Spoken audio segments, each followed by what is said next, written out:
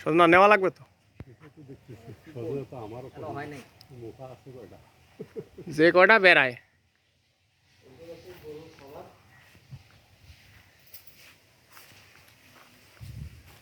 গরুর খামার করছিল না এটা?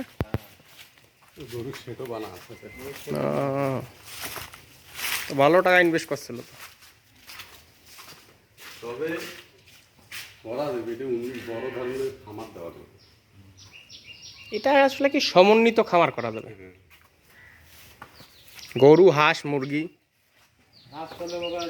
যাই হোক বাণিজ্যিক ভাবে করা লাগবে, বড় আকারে করলে হ্যাঁ হ্যাঁ হ্যাঁ হ্যাঁ, না না না না, আর এগুলো পয়সাওয়ালা লোক ছাড়া তো নিবের পাবার নাই।